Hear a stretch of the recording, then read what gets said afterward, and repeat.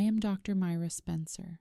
I am 36 years old, and my training as an emergency room physician has taught me to suture the deep wounds of complete strangers in the dead of night without a single tremor in my fingers. Exactly 1 year after my divorce was finalized, I was completing a 12-hour shift near the hospital's maternity wing when my former mother-in-law, Carol Bishop, noticed me waiting by the elevators. Carol possessed a distinct smile that always resembled a heavy door slamming shut.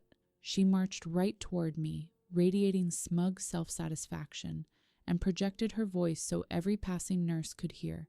"Leaving you was the smartest choice my son ever made. He finally has a baby boy with your best friend." 6 years of being publicly branded as a broken, barren woman were compressed into that single venomous exhale. I did not flinch. I merely observed her with the steady calm of a flatlining monitor and asked, "Is that what you truly believe?" 5 minutes later, a man whom neither Carol nor my former best friend anticipated stepped through those hospital doors, and a name that no one involved wanted exposed was about to be read aloud for the official record in a court of law. Let us rewind those 5 minutes because Carol's arrogant smile arrived just before that unexpected man did. It was a Thursday evening, at the conclusion of a grueling shift, and I was handing off patient charts to the incoming night nurse, Theo. The maternity ward was situated just one corridor over from the emergency department where I operated, and I had traversed that hallway countless times without a second thought. Carol was present for visiting hours, naturally. My former best friend, Paige, had given birth 3 weeks prior, and the entire Bishop family social circle had been parading down the corridor with balloons and celebratory casseroles. I was fully aware of this, and had mentally armored myself against it. What I had not anticipated was Carol intentionally blocking my path, as though she had been lying in wait all afternoon. She inspected my faded scrubs and exhausted eyes, lifting her chin in defiance before delivering her cruel remark regarding her son, his new baby boy, and my betrayal by my closest friend. Beside me, Nurse Theo froze. A passing orderly halted her steps. I felt my thumb instinctively trace the edge of the thin gold wristwatch on my wrist, a heirloom from my grandmother that I had pressed for comfort since childhood, whenever I had to endure situations beyond my immediate control. I refused to raise my voice. Experience had taught me long ago that the loudest individual in a room is rarely the one possessing the fact. "Is that what you truly believe?" I repeated, my tone dropping even softer. Carol blinked, visibly unsettled by my total lack of agitation. She had clearly anticipated tears, fury, or at least a visible display of humiliation. Instead, she received absolute composure. Down the hallway, the hiss of automatic doors echoed as they slid open. I did not turn around to see who had arrived, but I knew with absolute certainty what chain of events my actions had already set in motion. To comprehend the narrative that follows, you must understand my background. I was raised in a rural farming community in southern Ohio, a region where every neighbor's private life serves as public gossip. My mother worked tirelessly cleaning residences, while my father operated a livestock feed truck until his physical health deteriorated. I labored through 2 separate jobs during my undergraduate years and took on another 2 during medical school. My entire philosophy in life boiled down to a simple principle: keep your head down, work diligently, and allow your achievements to speak for themselves. I genuinely believed that if you perform good work quietly, the truth will inevitably reveal itself, and society will recognize your true character. This mindset made me exceptionally effective in a trauma unit, where panic is not an option and there is no room for lengthy explanations. You simply stabilize the critical patient in front of you and proceed immediately to the next crisis. The distinct scent of the hospital, a mixture of crisp cotton and potent antiseptics, always brought me peace the moment I stepped through the doors. It represented an environment where I was capable, skilled, and deeply respected. Within those walls, nobody ever referred to me as defective or empty. I could manage a cardiac arrest, relocate a dislocated shoulder, or guide a terrified child through complex suturing without my heart rate spiking. However, that exact same psychological trait, the instinct to remain stoic and self-reliant under extreme stress, carried a severe disadvantage. I bore heavy emotional burdens entirely on my own and never requested external assistance. When individuals began circulating a completely fabricated narrative regarding my life and body, I committed the most damaging mistake a quiet woman can make. I assumed that maintaining a dignified silence would be sufficient defense. The hospital remained my sole sanctuary where no one dared call me inadequate, but my personal life had rapidly deteriorated into a nightmare. I married Mark Bishop when I was 28 years old. He possessed a disarming charm that made ordinary strangers feel uniquely appreciated. He memorized names effortlessly and offered firm, reassuring handshakes. Half the town would have endorsed his character without hesitation, and for our initial years together, I would have done the exact same. We deeply desired children and attempted to conceive for a lengthy duration, yet month after month yielded no results. The absence of a pregnancy lingered in our home like an unwelcome guest presiding over our dining table. After roughly 2 years of unsuccessful attempts, I took the logical step any physician would recommend. I proposed that we both undergo comprehensive fertility evaluations. It was simple, standard blood work, and basic diagnostics, procedures I routinely prescribed for my own patients. Mark categorically refused. He initially dismissed the suggestion with nervous laughter, before becoming deeply defensive and irritable. He proudly proclaimed that men of the Bishop bloodline never suffered from such infirmities, disguising his refusal behind pious rhetoric about trusting divine providence and leaving the matter in God's hands. I pressed the issue twice before deciding to let it drop. You simply cannot physically drag an unwilling adult man into a medical clinic, and I stubbornly clung to the belief that my silence demonstrated patience and support. Eventually, I visited a clinic independently to undergo a full reproductive panel. My lab results returned entirely normal and healthy. I distinctly recall sitting inside my vehicle in the clinic parking lot, reading the medical documentation with an overwhelming mixture of profound relief and utter confusion. If no biological impediment existed within my body, what was causing our infertility? I lacked an explanation and could not manufacture one.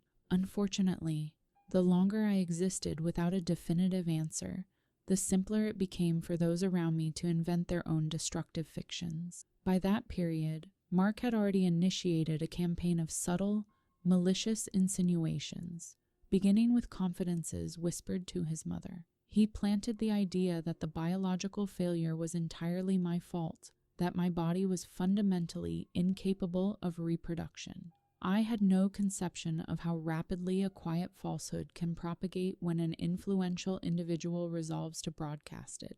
Carol Bishop presided over the local church women's auxiliary like a military commander executing a grand strategy.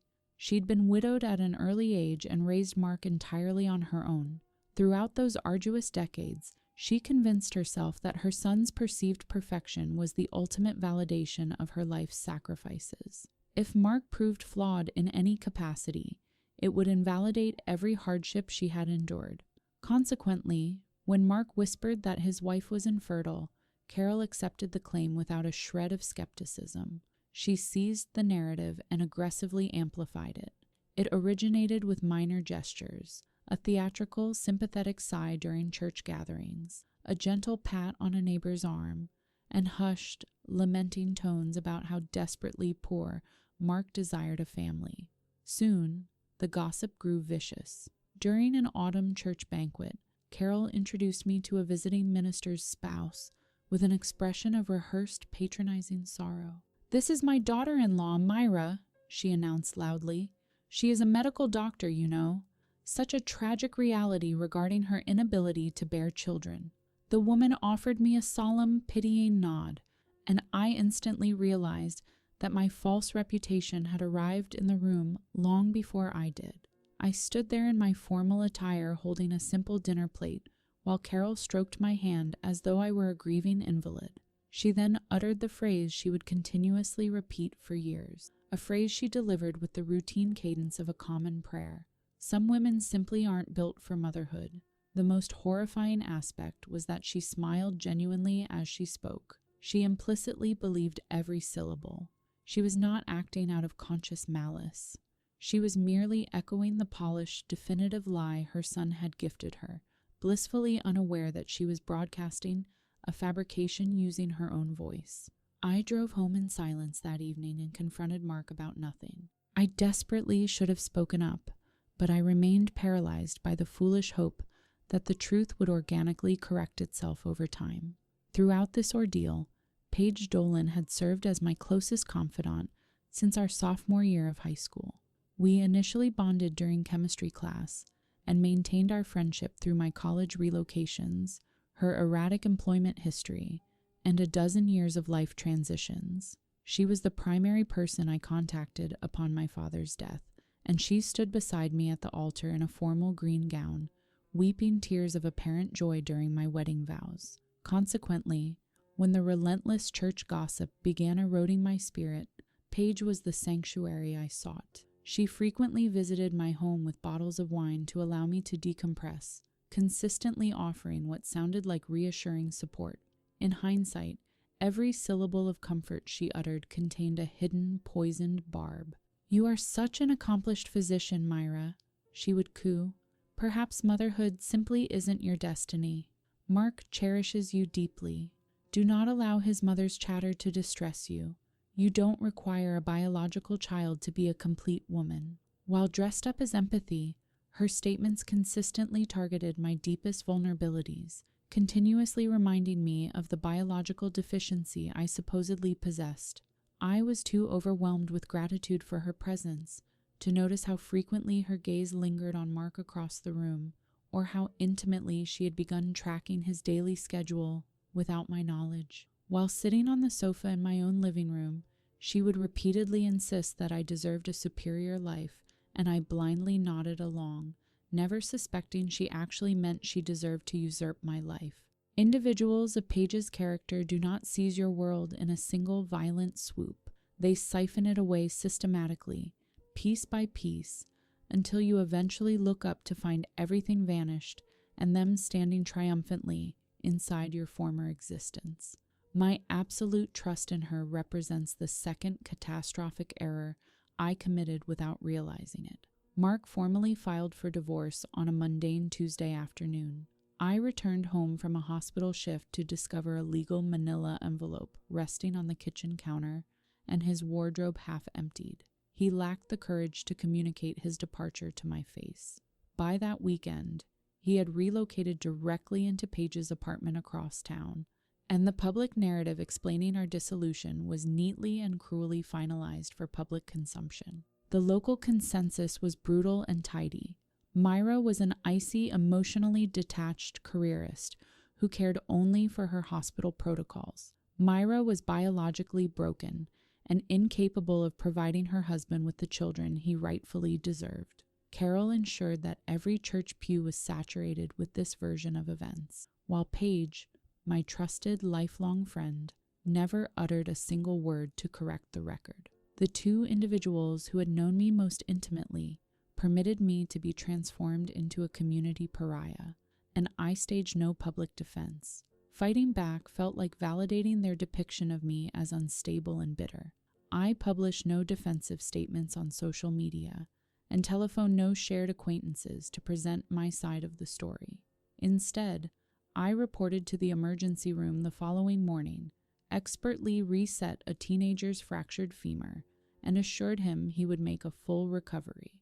Performing that procedure was the only genuine, honest action I took all week. If you have ever swallowed a toxic lie regarding your own character, simply to preserve the peace, protect a relationship, or safeguard a professional reputation you spent decades constructing, you understand the precise sensory experience of that silence. It feels like tasting blood in your mouth that you are strictly forbidden to spit out. However, the false peace I was so diligently maintaining did not even belong to me. It belonged entirely to the individuals who were actively destroying my name. They required my silence to sustain their comfort.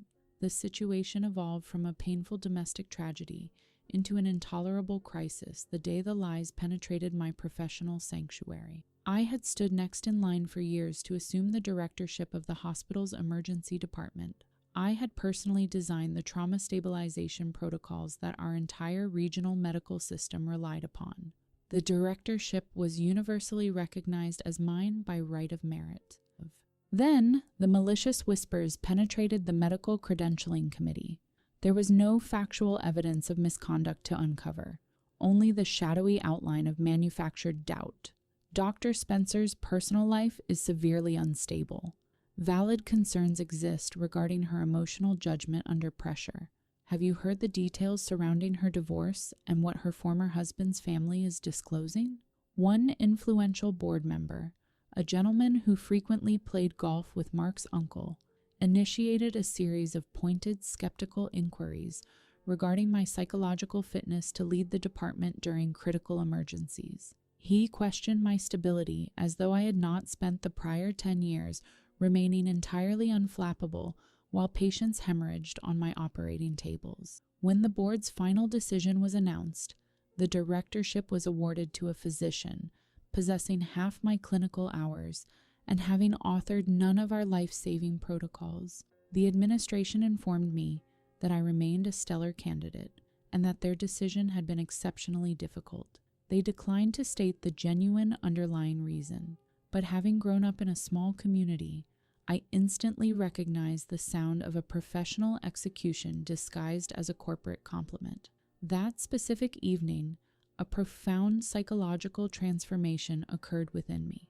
A baseless fabrication regarding my biological capabilities had already cost me my marriage, and I had quietly endured the loss under the mistaken belief that passive tolerance was the honorable course. Yet now, that exact same lie was actively dismantling the single domain I had strictly protected from external interference: my professional identity, my medical reputation, and the career I had sacrificed my youth to build.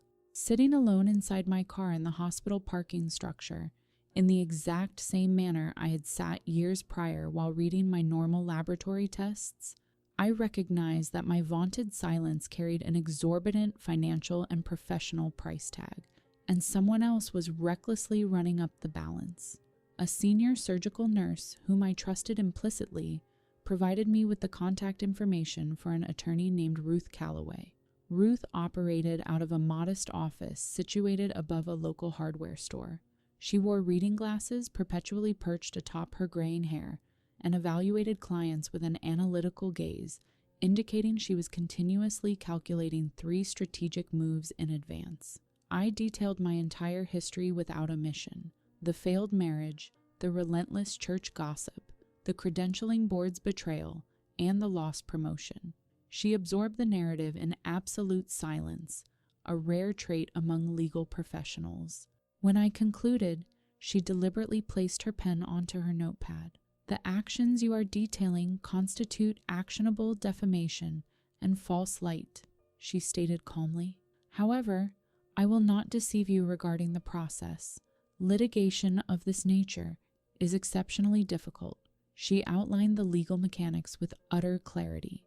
To secure a victory in court, we needed to establish 3 mandatory elements: that a specific, verifiable false statement had been articulated, that this statement had been broadcast to third parties, and that the broadcast had inflicted quantifiable financial or professional harm upon me.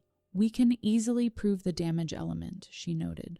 "A rescinded departmental promotion represents a clear, calculable financial loss.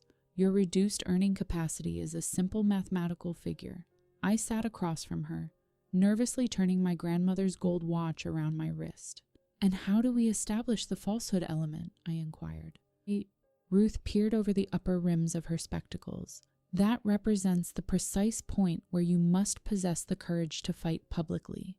The opposition will inevitably assert that their statements represent the objective truth. They will argue before a judge that you were, in fact, the biologically infertile partner in the marriage. To prevail, You must be prepared to demonstrate conclusively to a public courtroom that the reproductive failure was not your fault. My stomach immediately plummeted. Proven negative? My medical evaluations were entirely normal, but a healthy reproductive panel only confirms the absence of pathology within my anatomy. It does not explicitly identify whose biological deficiency caused the infertility. It merely proves my innocence without assigning guilt. I felt a sudden urge to stand and abandon the consultation entirely. The prospect felt like inviting the entire county to publicly dissect my private medical history. Recognizing my hesitation, Ruth delivered the exact wisdom required to ground me. Silence ceases to be a moral virtue, Myra, when it actively destroys your livelihood and career. Occasionally, the most profound act of self-respect you can execute is compelling your detractors to prove their malicious claims under the absolute penalty of perjury. I did not retain her services immediately, but I did not depart her office either. I spent 2 full weeks meticulously evaluating the ramifications. I am not an impulsive individual.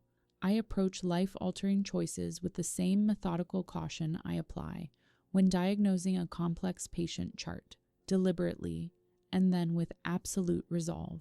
I drafted a comprehensive ledger of everything I risked losing: my lifelong ties to the local church community, my precarious social standing in a town that already half believed the worst regarding my character, and the inevitable public backlash, labeling me a vindictive, bitter ex-wife suing her former spouse out of spite. I knew the precise trajectory of that public backlash because they had already scripted the majority of it. Then, I populated the opposing column of my ledger: my professional integrity, my clinical reputation, the objective truth, and the fundamental reality that I had committed no ethical or medical wrong, yet was being systematically stripped of my career. I continuously returned to a singular clarifying principle. I was not pursuing legal action to inflict malicious suffering upon Mark. Had my goal been simple revenge, I had possessed 12 months of opportunities to execute it. My motivation was solely to compel a hospital credentialing board to cease legitimizing a fabricated narrative, ensuring that the next time my professional qualifications were evaluated in a closed conference room, my name remained entirely unblemished. That was the strict ethical boundary I established. This proceeding would not constitute revenge. Revenge is loud, chaotic, and perpetually unfulfilled.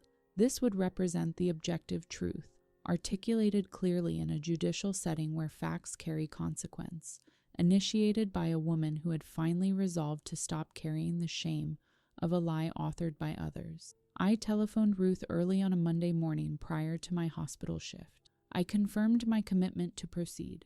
"Excellent," she responded with measured satisfaction. "Then let us legally compel them to repeat their claims under oath." I terminated the call, stepped into the hospital trauma bay, and experienced the most centered, focused clinical shift I had enjoyed in over a year. A resolved mind generates a profound, unshakable serenity. Over the subsequent weeks, Ruth meticulously drafted our formal legal complaint. The document explicitly cited the slanderous statements, the specific dates of utterance, and the individual witnesses who had received the malicious communications. It detailed the rescinded departmental directorship, the exact differential in financial compensation, and the demonstrable damage inflicted upon my professional standing within the regional medical community. Reviewing the completed draft proved a surreal experience. My years of quiet, solitary humiliation had been systematically organized, numbered into formal paragraphs, and transformed into a legal instrument possessing immense weight and consequence. Upon formal filing, news of the litigation swept through our rural community with greater velocity than any emergency vehicle I had ever dispatched. Dr. Myra Spencer is suing the Bishop family. Carol Bishop was positively incandescent with rage. She informed her entire church auxiliary that my grief over an empty domicile had warped my psyche, rendering me godless, vindictive, and cruel. She aggressively reaffirmed every slanderous remark she had ever uttered, an emotional reaction that, unbeknownst to her, played directly into Ruth Calloway's long-term legal strategy. Mark maintained public silence initially, as did Paige. However, my personal communication channels were inundated with messages, some deeply hostile, others morbidly inquisitive, and a quiet minority offering solidarity from local women whose reputations had similarly been dismantled by individuals claiming to love them. One private message read, "Stay strong." That family executed the exact same character assassination against my sister. I responded to none of the inquiries. I simply continued reporting for my medical shifts, permitting the judicial machinery to advance at its standard, methodical pace. Ruth instructed me regarding our procedural next steps. The defense's formal legal answer would dictate our entire trajectory. The opposition possesses two potential strategies, she explained during a briefing. They can assert that Carol's statements constituted mere opinion, hyperbolic gossip, or subjective interpretations lacking actionable malice. That defensive posture is procedurally tedious to overcome, but it presents minimal risk to their personal secrets. She rhythmically tapped her reading glasses against her desk. Alternatively, they can plant their flag firmly in the soil and plead the affirmative defense of truth, asserting formally that their statements were factually accurate and that you genuinely were the biologically infertile partner. That second path is the exact procedural trajectory I am fervently praying they adopt. I inquired why she preferred the more aggressive defense. She offered the faint, confident smile of a chess master, anticipating a checkmate. Because asserting the affirmative defense of truth legally obligates them to establish that truth through empirical evidence. And to prove that specific medical claim, they must voluntarily unlock a door they have kept sealed for 7 years. The opposition selected the second path, exactly as Ruth anticipated. Mark's legal counsel filed a formal response, firmly planting their flag in the affirmative defense of truth. Shorn of legal terminology, their official argument asserted that the statements circulating regarding my infertility could not constitute defamation because they represented objective biological reality. They claimed under oath that the failure to conceive was entirely attributable to my reproductive anatomy. When Ruth telephoned to relay the development, I detected a distinct undertone of professional triumph beneath her composed delivery. They have officially articulated the magic words, she informed me. Truth is indeed an absolute defense against defamation. However, their legal counsel failed to anticipate the procedural consequences of their assertion. To legally establish that you were the infertile partner, they must submit the comparative medical profiles of both parties to the court. Now, I will not exaggerate our immediate position. Medical reproductive records represent the highest tier of legally protected privacy, and no judicial officer compels their disclosure casually. We must still demonstrate to the presiding judge that the discovery request is strictly relevant and narrowly tailored. But by formally swearing under oath that the biological failure originated exclusively with you, they have permanently forfeited their ability to block inquiry into his biological status. They cannot point an accusing finger at your anatomy while simultaneously wrapping his in a blanket of legal immunity. That represents our procedural opening, not a wide open door, but a structural fracture, and I am highly capable of exploiting a fracture. I lowered myself slowly onto my kitchen chair. What is the practical implication? I asked. The implication, Ruth stated clearly, is that Mark has officially placed his own reproductive capacity into legal contention. For years, he successfully shielded his medical privacy behind his mother's aggressive gossip. By swearing to his version of events in a formal legal pleading, he has provided us with the exact legal justification required to compel the production of his private clinical records. I offer no guarantees regarding what those files contain, but we have secured our legitimate right to inspect them. For 6 agonizing years, my physical anatomy had served as casual conversation at church potlucks, prayer circles, and boardrooms. Now, in their arrogant effort to secure a swift courtroom victory, the Bishop family had executed the one strategic error they had avoided for nearly a decade. They had legally justified a comprehensive examination of Mark Bishop's biology. Sitting in my silent kitchen, I reflected upon his vehement refusal to undergo basic fertility diagnostics during our marriage. I remembered his sharp defensive lectures regarding divine will and family bloodlines, and the abrupt, definitive manner in which he shut down any discussion touching upon his physical health. I communicated nothing of my internal musings to Ruth at that moment, but a deep, buried memory suddenly resurfaced, vibrating with renewed significance. That evening, sleep entirely eluded me. I utilized my insomnia to execute a familiar clinical practice. I mentally reconstructed our historical timeline with painstaking precision, analyzing our past with the analytical rigor applied to reviewing an old patient chart for a previously missed diagnostic clue. And there it was, hidden 7 years in the past. I recalled a specific early morning during our marriage when Mark had driven alone to a specialized medical clinic in the major metropolitan center an hour north, claiming he was attending a routine corporate physical examination. He had remained absent for the entire day. When he returned home that evening, his demeanor was fundamentally altered. He was sullen, uncharacteristically withdrawn, and highly irritable over trivial domestic matters. Before dinner, he poured himself a substantial glass of straight liquor, a behavior entirely unprecedented for him on a weeknight. When I gently inquired if his medical consultation had proceeded normally, he snapped angrily, labeling the metropolitan physician an incompetent quack and dismissing the entire excursion as an utter waste of time and financial resources. He then forcibly changed the conversational topic with such emotional aggression that I never dared raise it again. The critical realization that kept me staring intently at my bedroom ceiling was this. Following that specific trip to the city, Mark never once mentioned or permitted any discussion regarding fertility testing again. Prior to that metropolitan visit, he had at least maintained the pretense of considering my proposals for joint medical evaluations.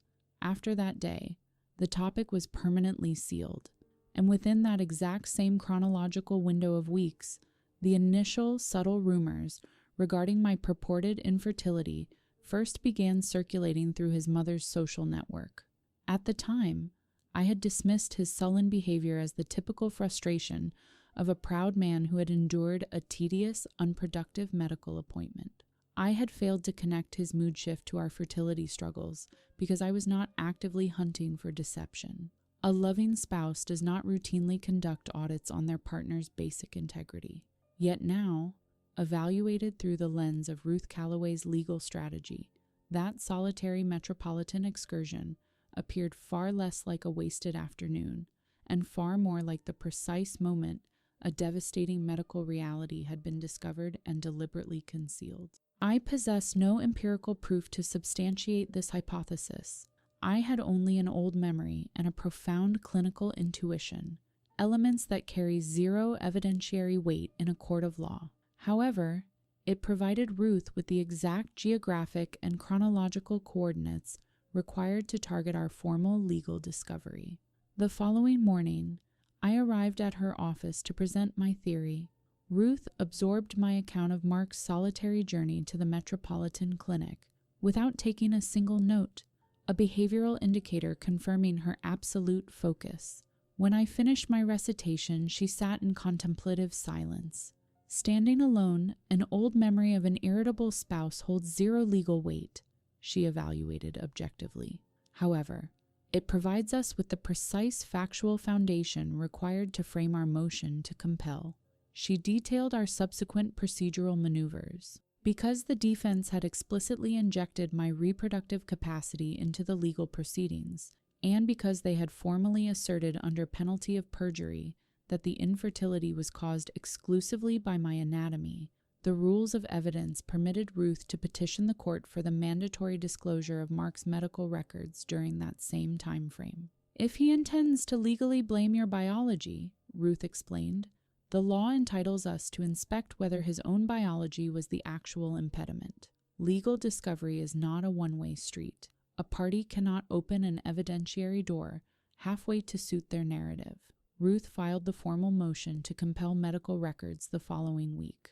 Mark's legal counsel contested the subpoena with extraordinary ferocity, an immediate behavioral confirmation that my intuition was accurate, as legal defenses rarely expend immense billable hours aggressively protecting irrelevant documentation.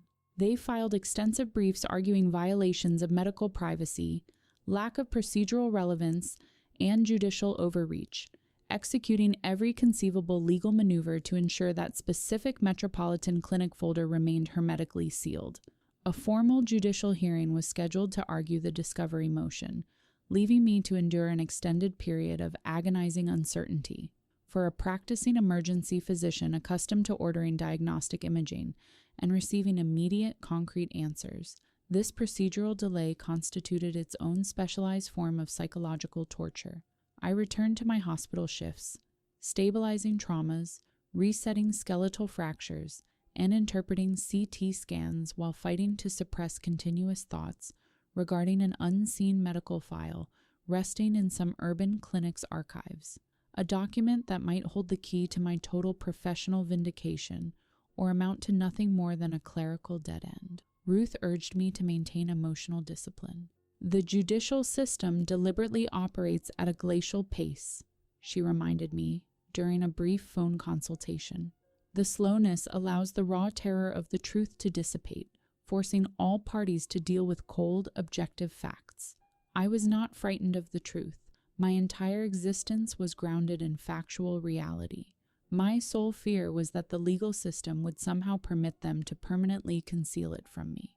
Before the presiding judge would issue a formal ruling on our discovery motion, Ruth required me to execute a verified legal complaint, a comprehensive formal document detailing every specific slanderous statement, chronological date, and corroborating witness, sworn under absolute penalty of perjury. She positioned the thick document onto the desk between us, its pages neatly organized with colored adhesive tabs, indicating where my signature and initials were required. Read every single word, she instructed strictly. Affirm with your signature only that which you know to be the absolute, unvarnished truth. I methodically read through the document. Paragraph by paragraph, I reviewed the clinical history of my character assassination, the church potlucks, the patronizing pastor's wife, the precise vocabulary Carol Bishop deployed at community dinners, specifically her relentless assertion that some women simply aren't built for motherhood, alongside the credentialing board's transcript and the exact financial calculation of my lost departmental salary.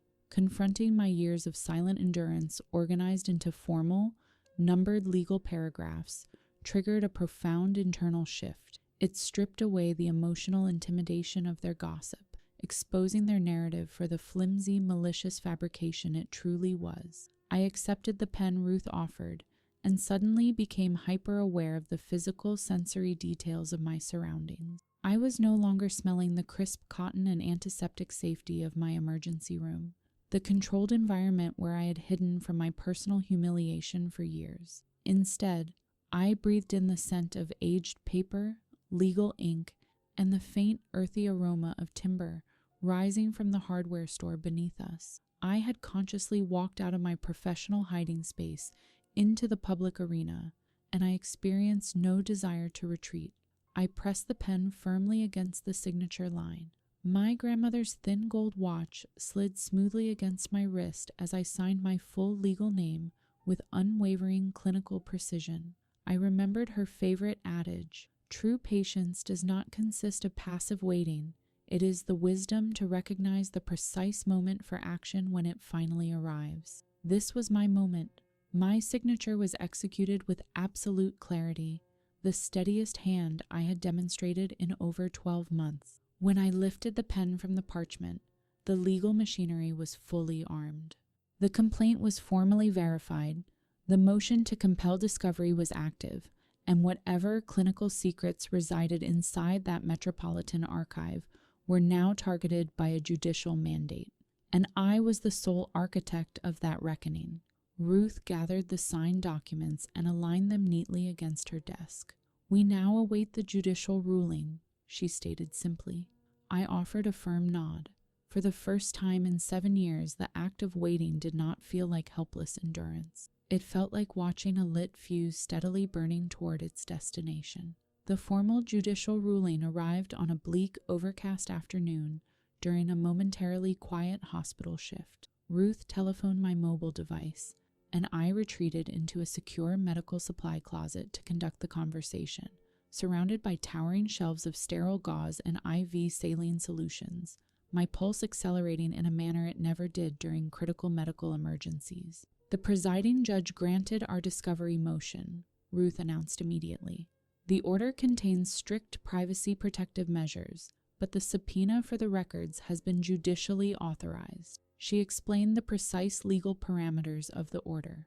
Because the defense had affirmatively asserted my biological infertility as their primary legal defense, the court determined that Mark Bishop's medical fertility records had become, in the judge's formal terminology, presumptively discoverable and highly relevant. The documentation would not be released into the public domain or handed directly to me. Instead, the clinic files would be transferred under a strict judicial protective order, reviewed in a closed conference by legal counsel and the judge, and utilized exclusively within the formal boundaries of the litigation. This does not guarantee an immediate victory, Myra, Ruth cautioned with her habitual professional prudence. We still do not know what clinical data resides within that file. It is entirely possible the tests were inconclusive. However, the defense has lost its legal authority to keep the vault closed.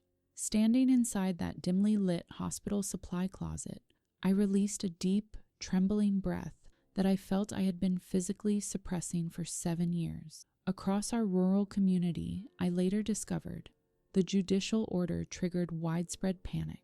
Mark's legal counsel reportedly requested an urgent private conference with their client within hours of the ruling.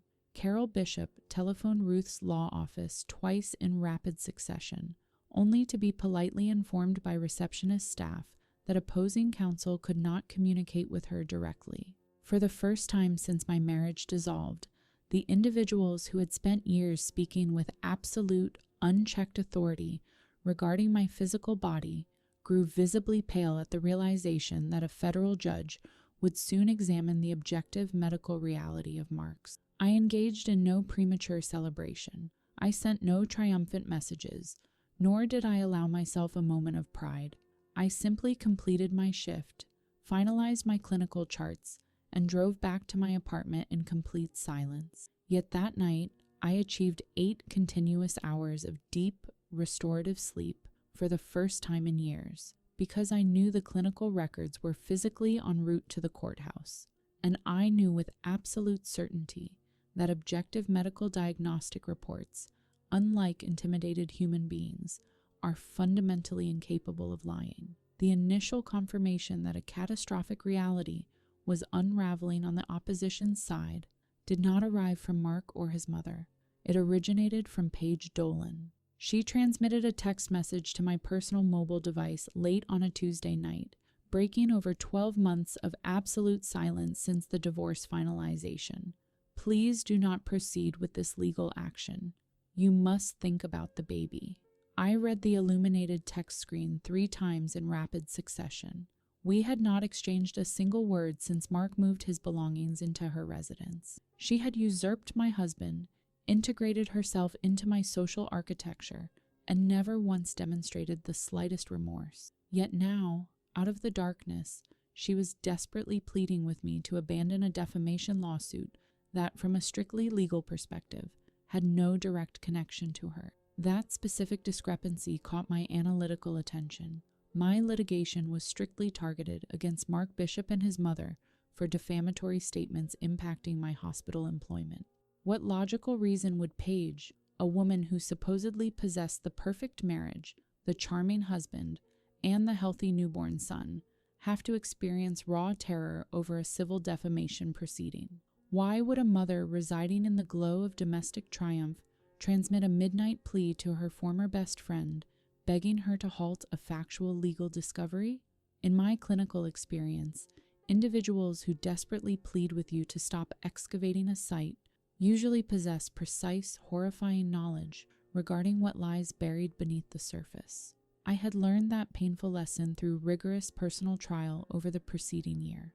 I did not transmit a reply to her message. I simply locked my device, set it upon my nightstand, and sat in the darkness, systematically analyzing the geometry of a massive deception that was slowly coming into focus. By that juncture, I had formulated a fundamental truth regarding human conflict. The individuals who demonstrate the most profound vocal terror regarding the emergence of objective truth are rarely the ones standing directly in its immediate path.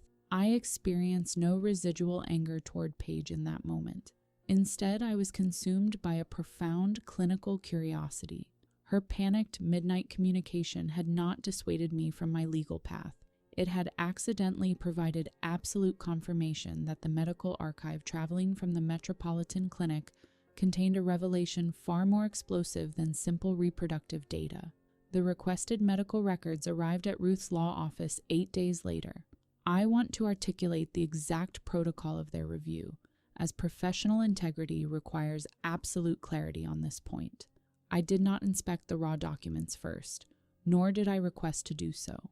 As a licensed medical physician, I am bound by strict ethical and statutory codes regarding patient healthcare information.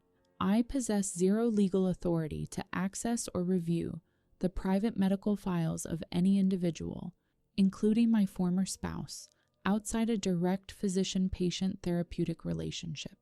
The documentation was routed directly from the Metropolitan Clinic to Ruth Calloway through authorized judicial channels under the strict protective order mandated by the presiding judge. Ruth reviewed the clinical contents in the mandatory presence of opposing legal counsel. Once the review was finalized, she telephoned my desk and requested my immediate presence at her office, a direct summons she had never previously issued. Upon stepping into her office, I instantly recognized her facial posture. She wore the solemn, highly composed expression physicians adopt when preparing to deliver a life-altering terminal diagnosis to a patient's family. 7 years ago, Ruth stated evenly, her hands resting flat upon her mahogany desk, Mark attended an outpatient consultation at the precise Metropolitan Fertility Clinic you identified from your memory. She smoothly slid a single legally redacted sheet of paper across the desk toward me. Every section of the document was obscured beneath thick black ink and judicial seals, save for a single diagnostic line, left visible for evidentiary purposes. The primary clinical diagnosis was a specialized medical term I had documented on patient charts countless times throughout my career: azoospermia, complete absence of measurable viable sperm. Mark Bishop had been formally evaluated, tested, and informed in unambiguous clinical terminology that he was biologically incapable of siring a child through natural reproduction. This definitive diagnosis had been delivered precisely 7 years prior. During the exact same week, he returned home sullen, emotionally erratic, and uncharacteristically intoxicated before permanently terminating all communication regarding fertility testing.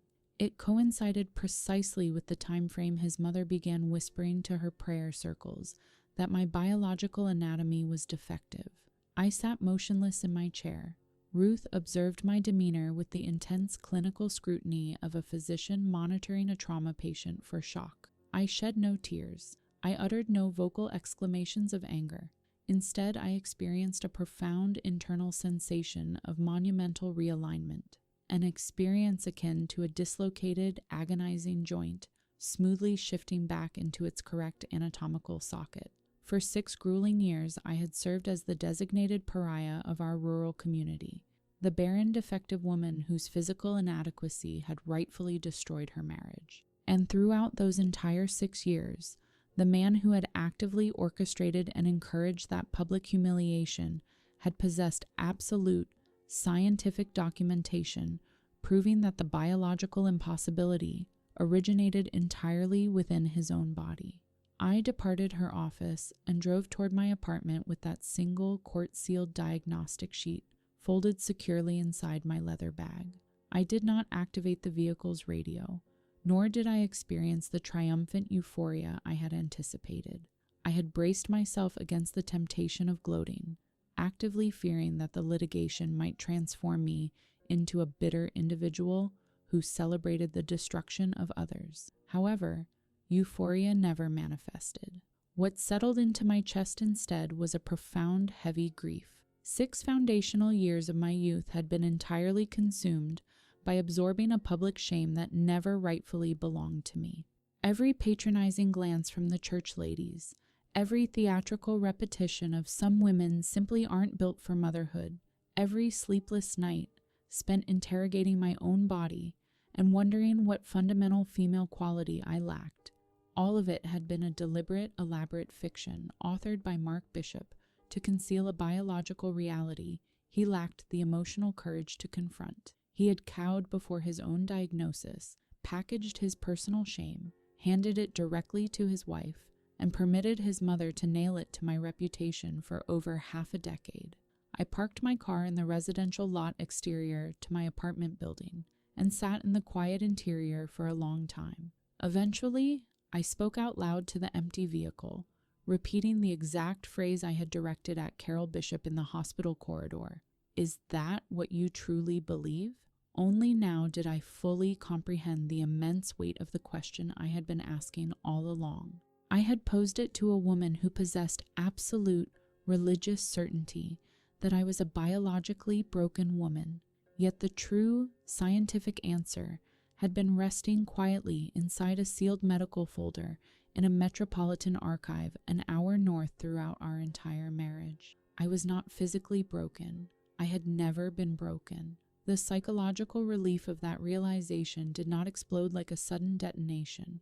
It washed over me like a long, sustained respiratory exhale after months of shallow, restricted breathing. Yet, beneath that overwhelming sense of personal vindication, a new, inescapable logical deduction was rapidly forming in my mind. Once the clinical reality of Mark's azoospermia was established as an objective medical fact, an undeniable mathematical and biological contradiction materialized. If Mark Bishop was diagnosed with absolute azoospermia 7 years ago, and if he had never pursued advanced invasive reproductive medical interventions, which his clinical records confirmed he had not, then the healthy newborn baby boy, Carol Bishop, was currently parading through the hospital maternity wing, could not possibly be his biological child. While not absolute and vanishingly rare statistical anomalies, natural conception under a confirmed diagnosis of complete azoospermia is clinically considered an impossibility. This reality left only 2 logical explanations. Either the accredited Metropolitan Fertility Clinic had executed a catastrophic diagnostic error 7 years prior, or the infant boy whom the entire town celebrated as the continuation of the Bishop bloodline had been fathered by another man entirely. Instantly, Paige Dolan's panicked midnight text message, "Please do not proceed with this legal action. You must think about the baby," transformed from an irrational emotional outburst into a piece of horrifying logical clarity. She had not transmitted that message out of concern for Mark's emotional distress or social reputation. She was terrified of what a formal judicial review of Mark's fertility records would mathematically prove to the public. Paige possessed precise, guarded knowledge that the rest of the town lacked. She knew with absolute certainty who the actual biological father of her child was.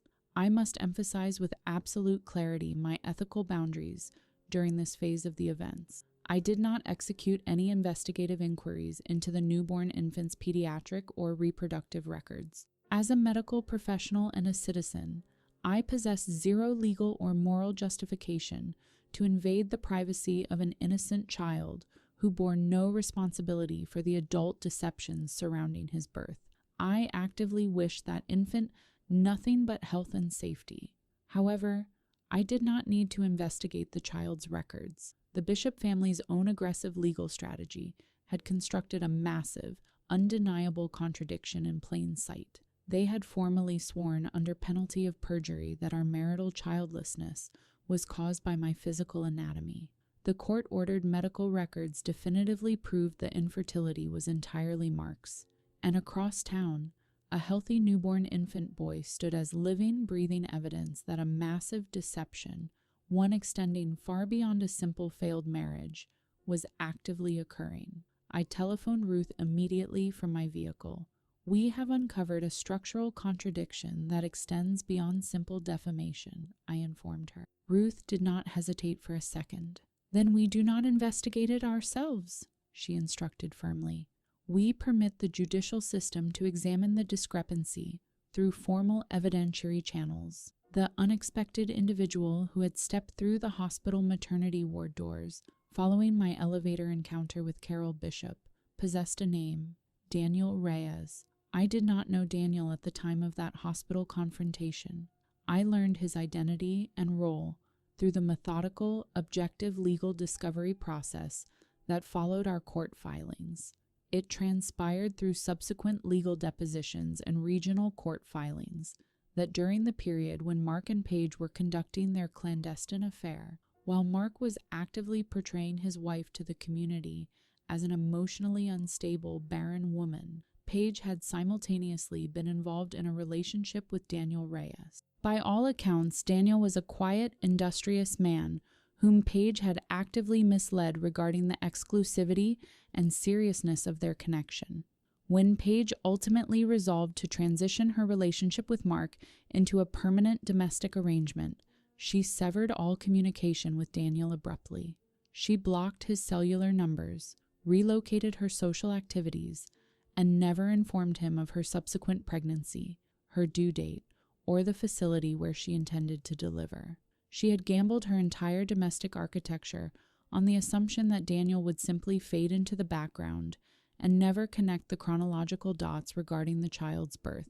However, the timeline of her pregnancy had remained a persistent source of suspicion for Daniel.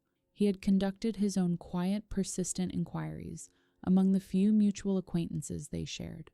On that specific Thursday afternoon, a shared acquaintance had accidentally disclosed the hospital location and delivery date during a casual conversation. Driven by a legitimate paternal suspicion, Daniel traveled directly to the hospital maternity wing to see the child he believed might be his own son. And at the precise moment he stepped through the threshold of that hospital room, the single human being Paige Dolan had calculated would never locate her. The blood drained completely from her face. That is the exact visual image I want you to understand. Carol Bishop standing arrogantly by the hospital elevators, radiating smug satisfaction that her son's new domestic perfection had definitively proven my personal inadequacy, while less than 20 feet away, walking directly into her son's maternity suite, arrived the living, breathing embodiment of the reality that their entire domestic triumph was constructed upon the exact same foundation of deceit they had utilized to destroy my life. I had not engineered that theatrical convergence of events. I possessed no prior knowledge of Daniel Reyes's existence when I stood before Carol in that corridor. I had simply maintained my clinical composure, looked directly into her judgmental eyes, and asked if she truly believed her own narrative. Then, an automatic door slid open, a stranger walked into the room, and an entire architecture of generational lies began to collapse under its own weight without my lifting a single finger. Daniel Reyes subsequently initiated formal legal proceedings to establish paternity and assert his parental rights through the family court system. And in a rural community where every citizen had felt entitled to speak with absolute certainty regarding the biological competence of my body, the objective truth regarding everyone else's private conduct was about to be subjected to formal judicial examination.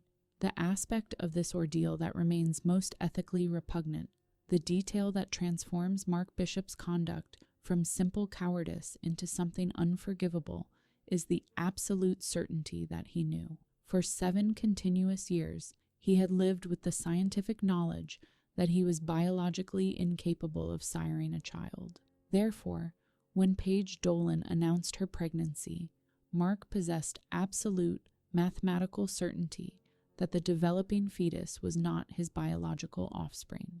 Yet, He embraced the situation without hesitation. He stood proudly before his mother, his church congregation, and our entire rural community, adopting the role of a triumphant father who had finally achieved the biological legacy his barren first wife had failed to provide. He consciously utilized another man's infant son as a public prop to validate his own masculinity and to place the final, definitive period at the end of the malicious narrative he had spent years crafting to destroy my professional and personal life. I attempted, with genuine sincerity, to cultivate a measure of human empathy for him during the litigation. I am not a vindictive individual by nature.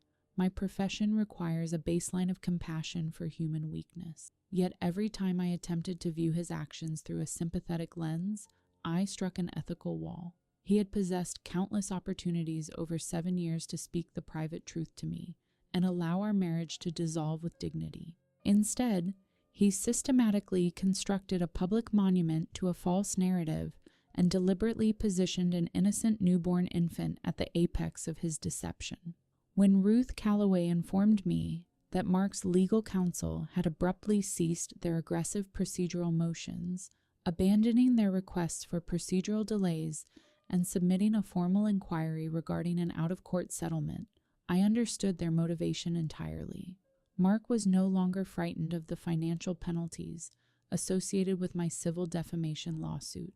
He was terrified of what a public courtroom presentation of his medical records would definitively establish before the entire town regarding the paternity of the child he had been publicly celebrating. He had controlled the community narrative for 7 years, and for the first time in his life, that narrative was about to be violently wrested from his control and entered into the permanent public record. Carol Bishop visited my private residence 2 days prior to our scheduled judicial hearing. She arrived at my apartment door on a Sunday afternoon, dressed in her formal church attire, and for a brief moment, I considered leaving the deadbolt secured.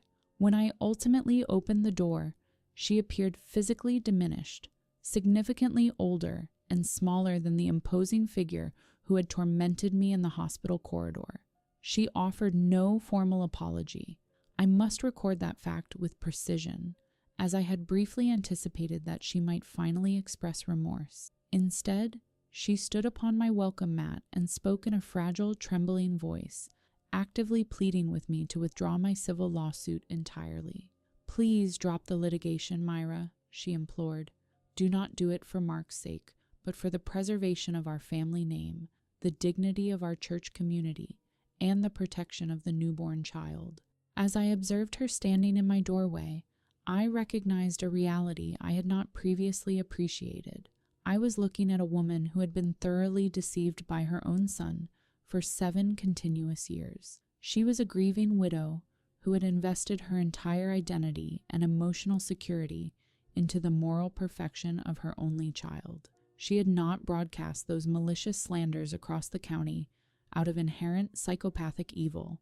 She had spread them because Mark had handed her the narrative, polished and definitive, and she loved him with an intensity that precluded any capacity for rational skepticism. For one brief second, I experienced a genuine pang of pity for her. She was a victim of his deception as well. Then, she destroyed that momentary empathy by repeating her foundational phrase, only this time, she delivered it as a desperate supplication rather than an arrogant pronouncement. "Some women simply aren't built for motherhood, Myra. Why must you drag our entire family through public humiliation over that simple fact?" In that exact second, I understood with absolute clarity that even now, standing on the precipice of public ruin, with the scientific truth staring her directly in the face, she consciously preferred to protect the familiar lie rather than accept the devastating reality of her son's character. Empathy does not require moral surrender. I could recognize her profound psychological pain while simultaneously refusing to carry her son's toxic shame for a single additional day. "Carol," I replied with steady, unwavering composure, "please return to your home. The public shame you are terrified of facing never rightfully belonged to me." She turned and departed my building without uttering another word. I closed the door, engaged the deadbolt, and experienced zero emotional guilt. I simply felt finished. Subsequent to Carol's visit, Mark's legal team submitted a comprehensive, highly lucrative settlement offer.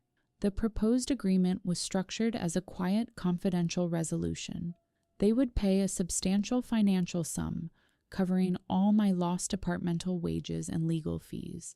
They would issue a formal, private retraction letter directly to the hospital medical credentialing board, and they would execute legal documentation, ensuring my professional record was completely cleared of any negative references, all contingent upon my signing a strict, comprehensive non-disclosure agreement permanently sealing the facts of the case from public discussion.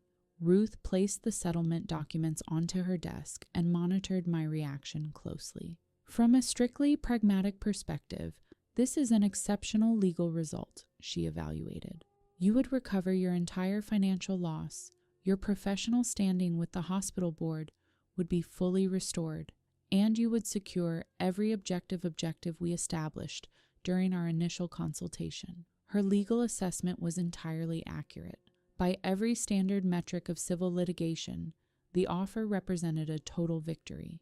I could walk away with my professional reputation intact and my bank account replenished. Yet, achieving that victory required me to permit the objective truth to be whispered in a closed corporate boardroom and subsequently locked away inside a sealed legal vault forever. Meanwhile, out in the community, Carol Bishop would continue reciting her pious slanders during Sunday services.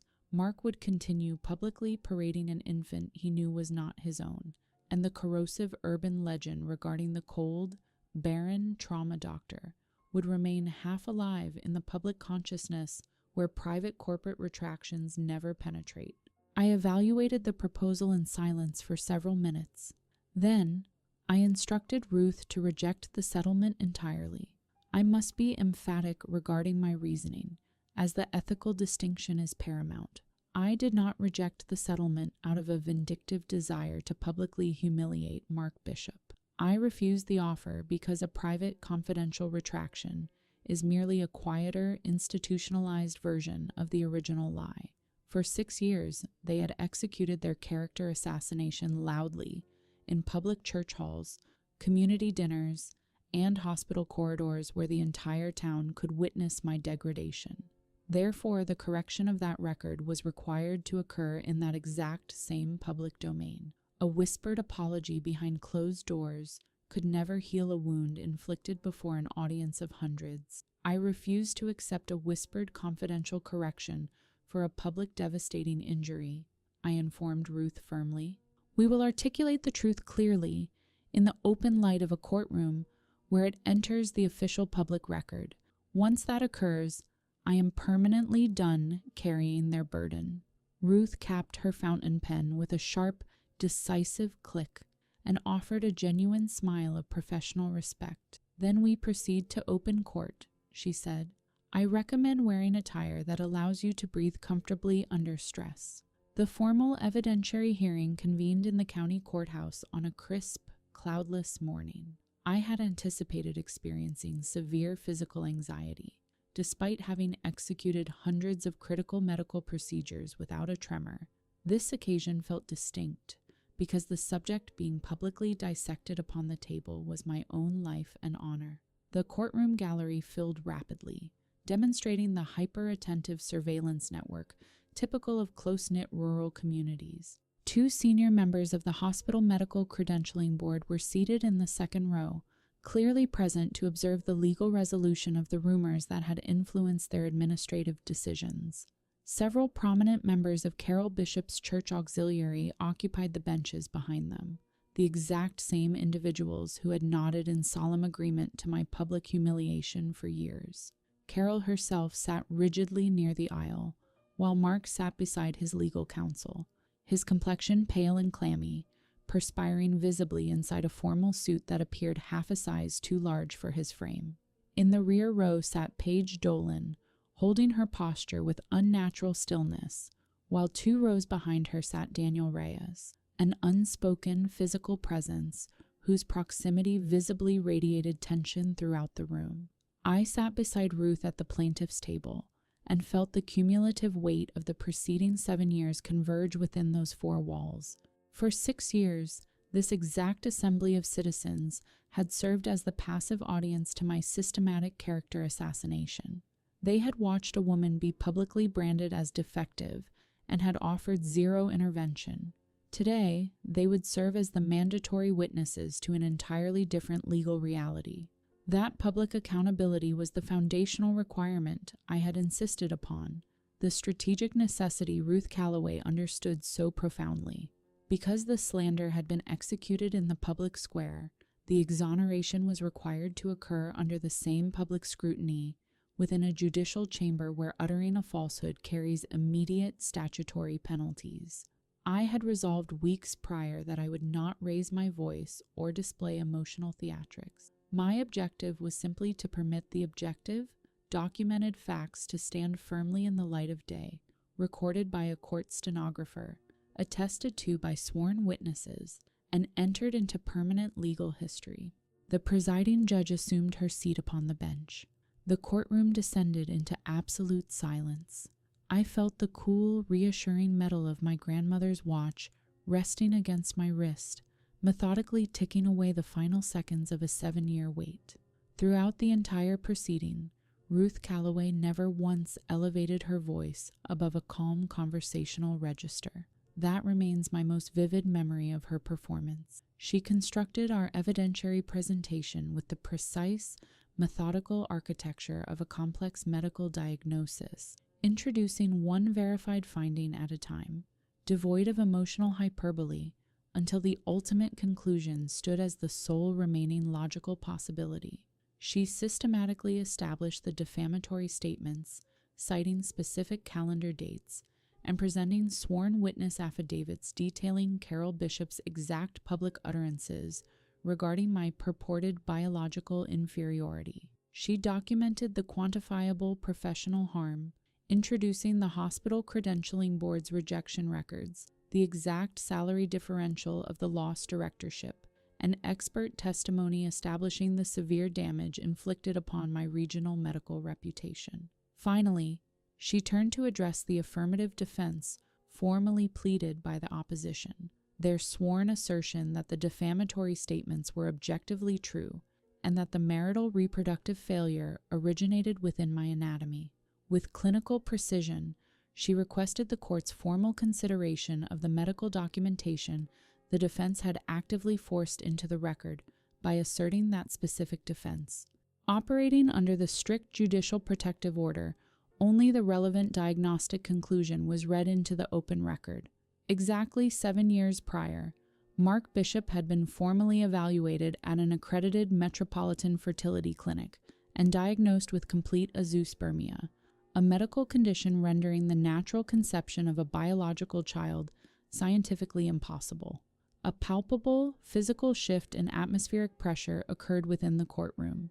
I observed the church auxiliary members turn their heads in unison to stare directly at Carol Bishop, whose facial complexion had drained to the chalky white of sterile gauze. Then, executing her final procedural maneuver with devastating gentleness, Ruth placed the ultimate contradiction before the court, a contradiction constructed entirely by the Bishop family's own contradictory assertions. The defense had sworn under penalty of perjury that our childless marriage was caused by my biological deficiency. The court-ordered medical documentation proved definitively that the infertility was entirely Mark's. Yet, according to the family's own public boasts, there existed a newborn baby boy bearing the Bishop name across town. Ruth calmly informed the presiding judge that the paternity of that specific newborn child had become a subject of formal legal inquiry in a separate parallel family court proceeding initiated by Mr. Daniel Reyes. She noted for the record that formal court-ordered genetic testing executed within that parallel proceeding had conclusively established that Mark Bishop was not the biological father of the child. She delivered this information with the flat, objective cadence of a physician reading routine laboratory blood values. That specific moment was when Mark Bishop's psychological composure disintegrated entirely. He bolted upright from the defense table, his voice cracking wildly across the chamber. "That is a lie! You cannot read those records! This is illegal!" The presiding judge immediately struck her gavel and ordered him to remain seated under threat of contempt. Carol Bishop had risen to her feet as well, shouting my name like a venomous curse, frantically screaming to her church friends that I had manipulated the documents, that the clinic records were forged, and that I was destroying her family out of jealousy.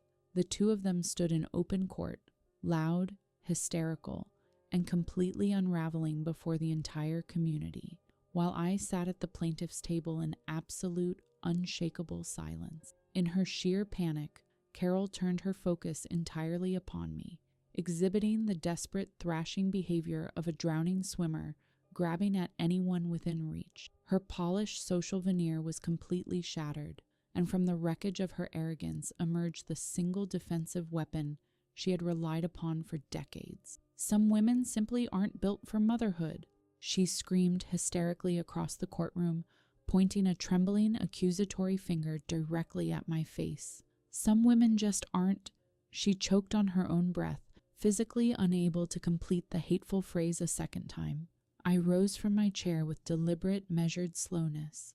I had waited 7 long years for this precise chronological second, and I had no intention of rushing the execution. I did not raise my voice. I projected my words utilizing the flat, highly resonant vocal tone I employ when delivering devastating clinical realities to grieving families in the ER, a voice possessing a calm so absolute it commands total silence from a chaotic room. "You are entirely correct, Carol," I stated clearly. The entire judicial chamber fell dead silent. You could hear the faint hum of the courtroom ventilation system. "You are exactly right," I repeated, my gaze locking onto hers. "One individual in our marriage was fundamentally physically incapable of bearing children." I allowed those words to hang in the air for 3 full seconds. I turned my head to look directly at Mark Bishop, who had collapsed back into his chair, before returning my gaze to his mother. The diagnostic file at the clinic only ever contained his legal name. Somewhere within my memory, the melody of my wedding hymn began playing, the specific hymn Carol Bishop had selected for my processional 7 years prior. That music had symbolized one reality on my wedding day. In this courtroom, it symbolized the exact opposite. Carol's trembling arm dropped limply to her side. Mark buried his face entirely within his hands. Behind them, the women of the church auxiliary, the social network that had actively participated in my public destruction for years, sat frozen in their pews as the crushing reality of the truth settled over them, permanently restructuring every assumption they had held regarding my character and the Bishop family's integrity. I had not been built defectively.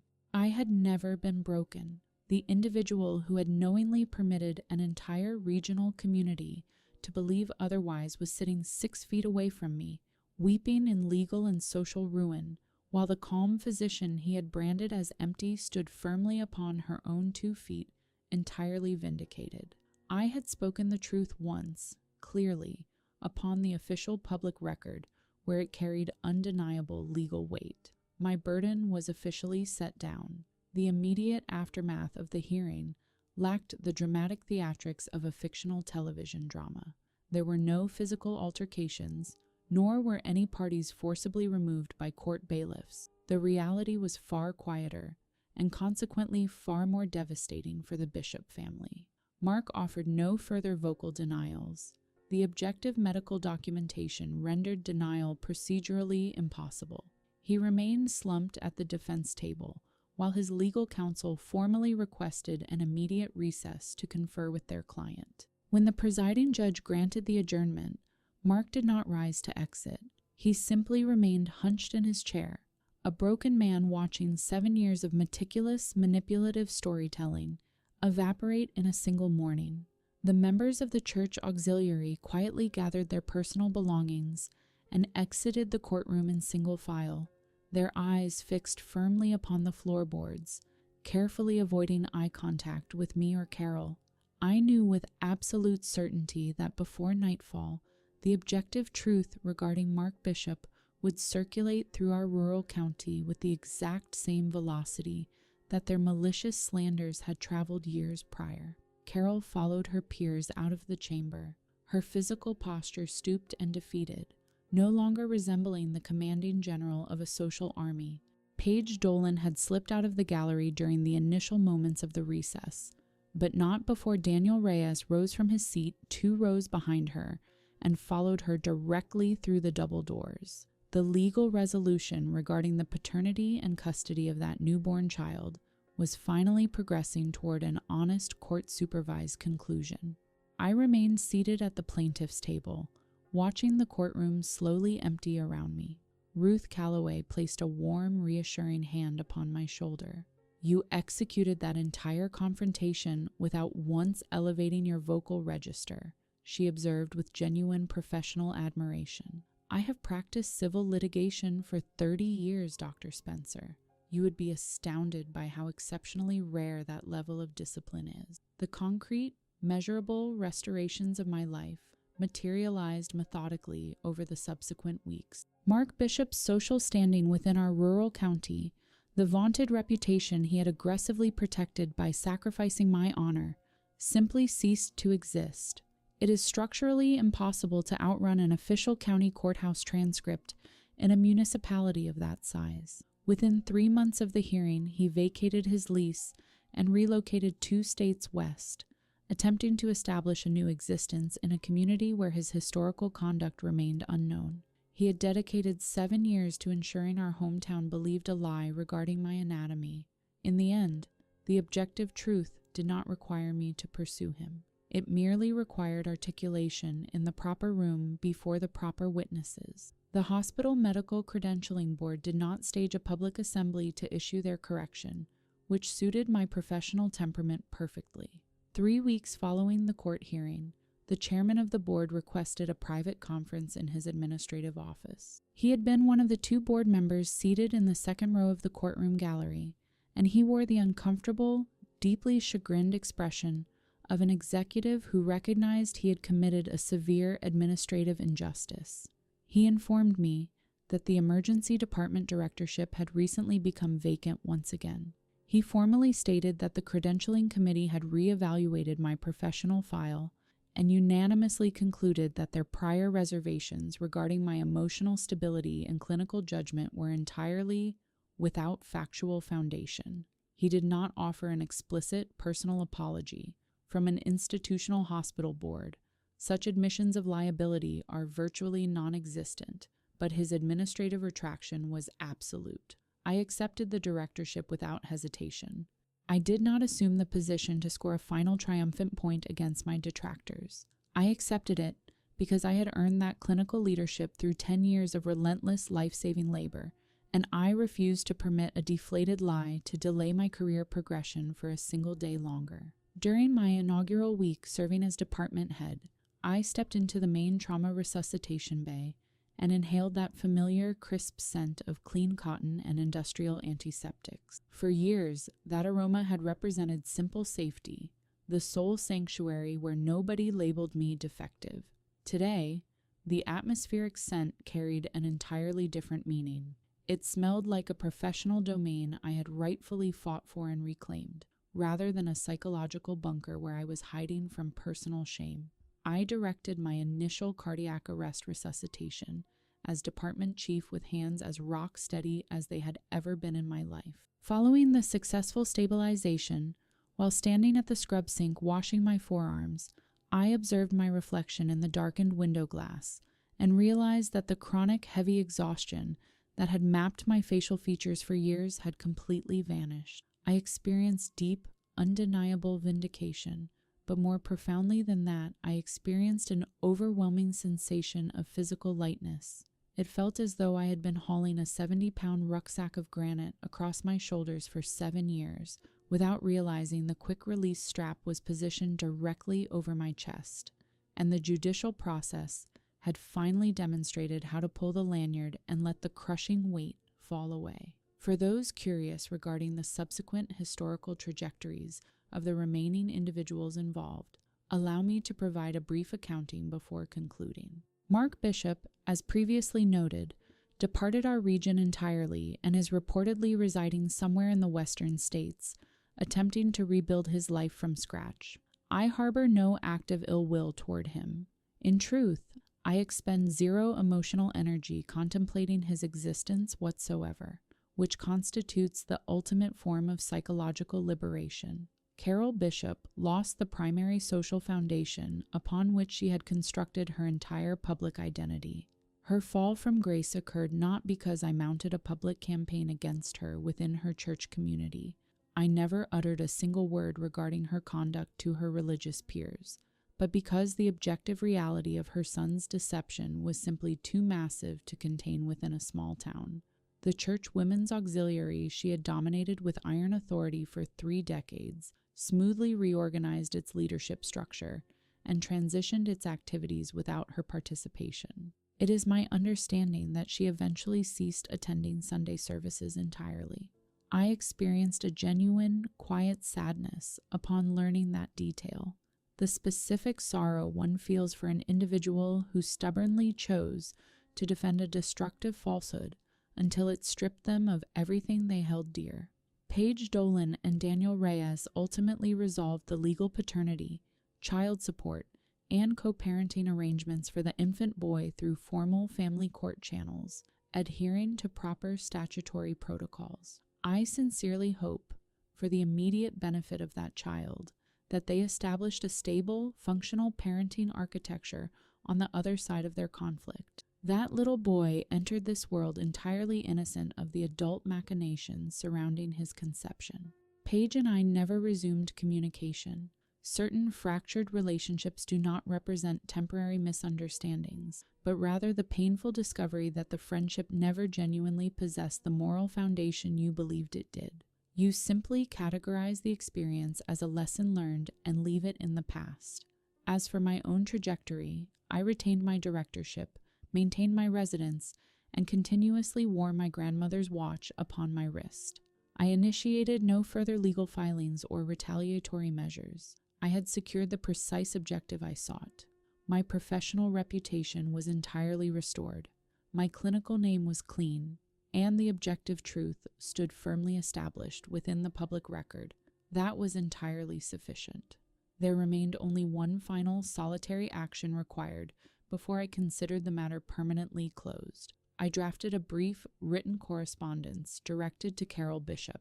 It was not a lengthy document, nor did it contain inflammatory or abusive language. I reflected upon her visits to my apartment, an elderly woman who had been thoroughly manipulated by her own son, yet consciously elected to protect his deception at my expense. I recognized that I possessed no desire to haul residual anger toward her into the next chapter of my life. Retaining anger is simply shouldering another rucksack of granite. Consequently, my correspondence was brief and definitive. I refuse to carry your son's toxic lie for a single day longer. For your own peace of mind, you should set it down as well. I anticipated no written response, and none was ever received. However, dropping that envelope into the post office box provided absolute psychological closure. That evening, as I unclasped my grandmother's thin gold watch from my wrist and held it in my palm, I contemplated her foundational philosophy. Patience is not passive, helpless endurance. It is the absolute readiness to recognize and seize the precise moment for justice when it finally manifests. I had maintained my discipline and waited 7 years for that precise moment. It had arrived. I had met it with total professional competence, and now the hours ticking away upon that watch face were no longer mortgaged against some future, hoped-for vindication. The time belonged entirely to me. The entire quiet, peaceful remainder of my life was finally, unconditionally my own. If you extract a single operational principle from my experience, let it be this: objective truth does not require hysterical screaming, nor does it need to aggressively chase its detractors through the streets. It simply waits, as patient and steady as a mechanical watch, for the inevitable day when an individual summons the courage to cease being intimidated and asks the correct penetrating question out loud in the light of day. That is the complete accounting of my journey. 6 years of enduring a fraudulent reputation that never belonged to me, systematically dismantled by one quiet, devastating question that brought an entire architecture of cruelty crashing to the ground.